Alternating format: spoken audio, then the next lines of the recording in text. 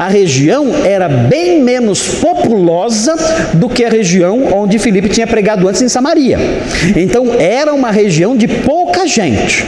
Nós olhamos para isso e estranhamos, porque a impressão que nós temos hoje em dia é que Deus gosta só de multidões. Como é que eu sei que o ministério de alguém é abençoado por Deus? Como é que eu sei? Se aquela pessoa consegue encher um estádio, aquele ministério é abençoado por Deus e é verdadeiro. É assim hoje em dia. Agora, se um pastor é pastor de uma congregação de 40 pessoas, Deus não está com ele. Vocês acham, amém? Amém ou não? Não? Por que não? Outro dia eu vi um pastor atacando algumas igrejas, dizendo assim: olha, essas igrejas aí não conseguem encher 2 peruas combis com seus membros. E ele zombava dessas igrejas. Mas a igreja dele que era uma igreja que ensinava mentiras assustadoras, mas ela estava lotada de gente, repleta de pessoas, não cabia gente lá dentro. E ele zombava das igrejas que, segundo ele, não conseguiam encher 2 peruas combis. Ele ridicularizava, querendo com isso dizer que Deus não estava abençoando aquelas igrejas, que Deus abençoava só as igrejas enormes e com multidões. Aqui nós vemos que isso não é verdade, que Deus ele dirige seu povo, dirige seus evangelistas para diversas realidades. Há evangelistas que têm espaço e bastante sucesso entre as massas. Existem pessoas assim. Por exemplo, na história do cristianismo, nós tivemos John Wesley. Ele teve grande sucesso entre massas, entre milhares e milhares de pessoas. Ele pregava, as pessoas se acotovelavam para ouvi-lo. Nós vemos George Whitefield. George Whitefield foi um pregador mais popular ainda, popular no sentido de atingir as massas, do que o próprio John Wesley. Multidões enchiam espaços ali públicos para ouvir George Whitefield. E era um homem de Deus mesmo, esses homens pregavam o evangelho mesmo, pregavam a palavra de Deus mesmo.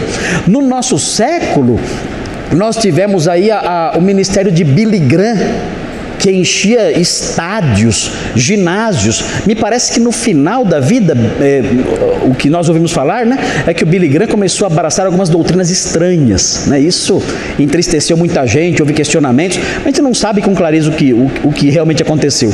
Mas o fato é que ele, durante um longo tempo na vida dele, ele pregou o evangelho mesmo, a necessidade de crer em Cristo, e ele fechava estádios inteiros, e países inteiros paravam para escutar ele pregando. Então nós vemos isso, Deus age assim, e ele agiu assim na história de Filipe. Filipe pregou para multidões em Samaria, e isso mostrava ali a grande habilidade, o modo como Deus usava esse homem em multidões. Mas note, a parte inicial do capítulo 8 não é mais importante do que essa parte agora. Nessa parte agora, Filipe não está diante de multidões. Nessa parte agora, ele está num lugar deserto, com pouquíssimas pessoas, e ele vai pregar para quem? Para uma pessoa só. Qual dos 2 ministérios de Filipe é mais importante? O que vocês acham? Qual dos 2 é mais santo? Qual parte do texto Deus agiu mais?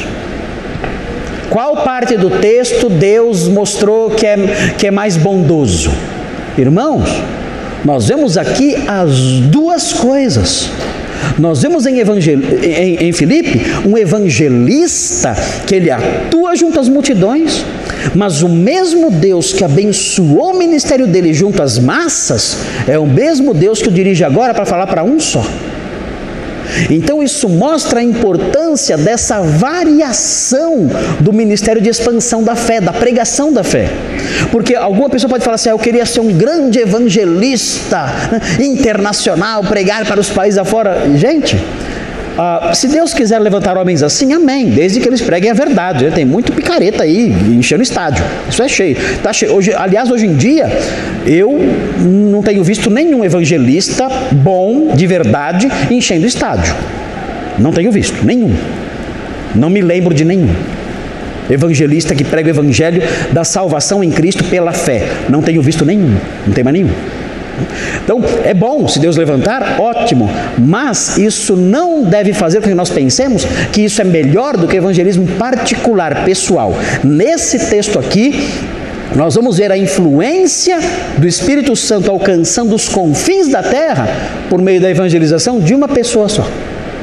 E isso é tão importante, tão sagrado, quanto a evangelização que Filipe fez em Samaria, alcançando multidões.